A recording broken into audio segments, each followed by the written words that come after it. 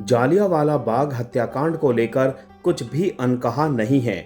इस घटना पर अब तक दर्जनों किताबें लिखी जा चुकी हैं, जिनमें अलग अलग नजरिए से इसकी पूरी कहानी और इसके बाद के हालात को विस्तार से बताया गया है। ये कहानी भारतीय और ब्रिटिश दोनों ही दृष्टिकोणों से सामने आ चुकी है, यहाँ तक कि जनरल डायर की आंखों से भी। इस घटना की चर्चा भारत में भी हुई और ब्रिटिश संसद में भी, जहां विंस्टन चर्चिल ने इसे बेहद घिनौनी और अमानवीय घटना कहा था। Kesari chapter 2 the untold story of Jallianwala Bagh के बारे में अगर कोई एक चीज सच है तो वो सिर्फ इसका नाम है। कहानी वाकई में अनटोल्ड है, क्योंकि शुक्रवार को स्क्रीन पर आने से पहले तक ये बस इसके मेकर्स की कल्पना में ही थी। अगर आप इतिहास के सच की बात करें तो ये फिल्म 1985 की मर्द और सलमान खान की वीर जैसी फिल्मों का मिला जुला रूप लगती है। दोनों ही इतिहास के साथ मजाक करने वाली फिल्में थीं। 1985 में आई अमिताभ बच्चन की फिल्म मर्द को याद करिए, जिसमें दारा सिंह अपने छोटे से बच्चे की छाती पर चाकू से मर्द लिख देते हैं और बाद में एक उड़ते हुए प्लेन को रस्सी फेंककर रोक लेते हैं। इस फिल्म में मनमोहन देसाई की वही पुरानी बिछड़ने और मिलने वाली कहानी थी, जिसमें कई अंग्रेज कैरेक्टर मिलकर दारा सिंह को उसके राजपाट से और अमिताभ बच्चन को उनकी प्रेमिका अमृता सिंह से दूर रखने की साजिश करते हैं। सबसे मजाकिया बात तो ये थी कि मनमोहन देसाई ने अपनी फिल्म में ऐसे ऐसे किरदारों को एक साथ दिखा दिया जो असल जिंदगी में कभी एक दूसरे से मिले भी नहीं थे, जैसे लॉर्ड कर्जन, जिसे फिल्म में करजू कहकर मजाक उड़ाया गया, जो 1905 में ही भारत छोड़कर जा चुका था। जनरल डायर, जो 1919 के जालियांवाला बाग हत्याकांड के लिए कुख्यात हैं, और साइमन, जो 1928 में भारत आया था।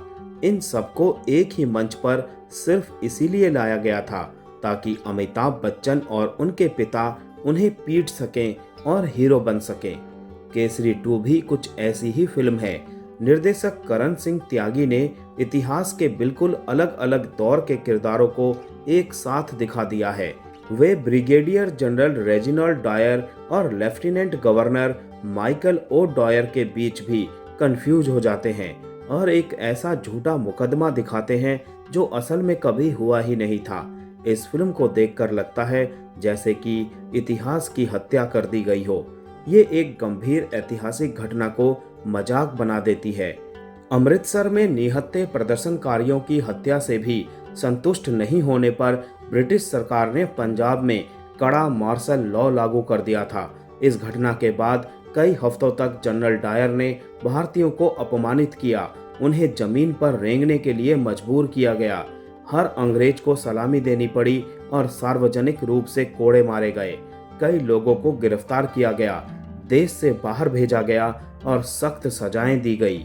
साल 1977 में गुलजार ने जालियांवाला बाग नाम की एक फिल्म लिखी थी, जो बॉक्स ऑफिस पर बुरी तरह फ्लॉप हो गई और जल्द ही भुला दी गई। हाल ही में आई एक OTT series the waking of a nation ने इस घटना को हंटर कमीशन के भारतीय सदस्य चिमन लाल हरिलाल सेतलवाड़ के नजरिए से दिखाने की कोशिश की है। हालांकि उन्हें एक काल्पनिक नाम दिया गया है, लेकिन जालियांवाला बाग हत्याकांड की सबसे असरदार सिनेमाई प्रस्तुति अब भी रिचर्ड एटनबरो की फिल्म गांधी ही मानी जाती है। केसरी 2 की शुरुआत 13 अप्रैल 1919 के जालियांवाला बाग हत्याकांड से होती है और शुरुआती दृश्य एटनबरो की फिल्म से प्रेरित प्रतीत होते हैं। कहानी धीरे धीरे सच्चाई से हेराफेरी करते हुए आगे बढ़ती है, फिर इतिहास के एक ऐसे संस्करण में बदल जाती है जो कभी हुआ ही नहीं था। फिल्म कहती है कि नरसंहार शाम 5:30 बजे हुआ था, जबकि हकीकत में गोलीबारी करीब 4:30 बजे शुरू हो चुकी थी। फिल्म में बताया गया कि 1650 लोग मारे गए और 2330 राउंड फायर किए गए, जबकि सरकारी आंकड़ों के अनुसार 380 लोग मारे गए और 1650 राउंड फायर हुए। फिल्म में तर्क दिया गया है कि कुछ नेपाली, गोरखा और बलूच सैनिक डायर की फायरिंग स्क्वाड का हिस्सा थे। ये आधा सच है। डायर उस दिन नरसंहार वाली जगह पर करीब 100 गोरखा और सिखों को लेकर गया था, लेकिन जिन लोगों ने गोलियां चलाई वो मुख्य रूप से गोरखा थे। फिल्म फिर फैंटेसी की एक काल्पनिक दुनिया में चली जाती है। इसमें शंकरन नायर को एक स्थानीय वकील के साथ मिलकर जनरल डायर के खिलाफ जेनोसाइड का मामला स्थानीय अदालत में दायर करते हुए दिखाया जाता है। वास्तव में जनरल डायर के खिलाफ जेनोसाइड का कोई भी केस किसी भी अदालत में कभी भी नहीं चलाया गया। अक्टूबर 1919 में ब्रिटिशों ने हंटर कमीशन से भारत में हालिया अशांति की जांच करने को कहा था। कमीशन ने जनरल डायर के कामकाज की भी जांच की और उसके दावे की पड़ताल की कि उन्होंने अपने सैनिकों से फायर करने के लिए कहा क्योंकि उन्हें अशांति, अराजकता और हिंसा का डर था। हंटर कमीशन में 3 भारतीय सदस्य थे, लेकिन शंकरन नायर उनमें से नहीं थे। कमीशन की रिपोर्ट के आधार पर 1920 में जनरल डायर को उसकी कमांड से हटा दिया गया।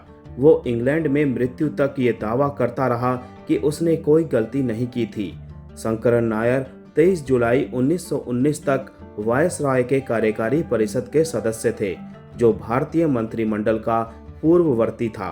परिषद के सदस्य के रूप में उन्होंने पंजाब में मार्शल लॉ लगाने पर सहमति जताई थी।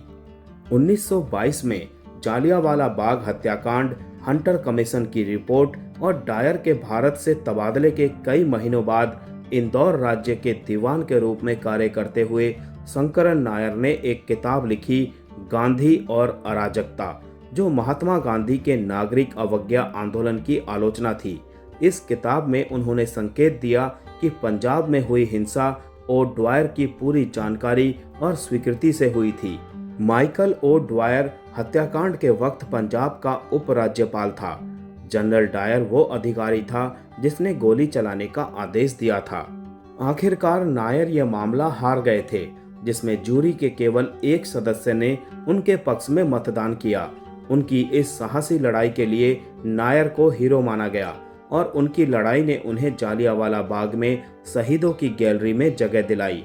लेकिन फिल्म में नायर डायर के खिलाफ मुकदमा करते हैं। मामला जनसंहार का है और ये भारत में लड़ा जाता है।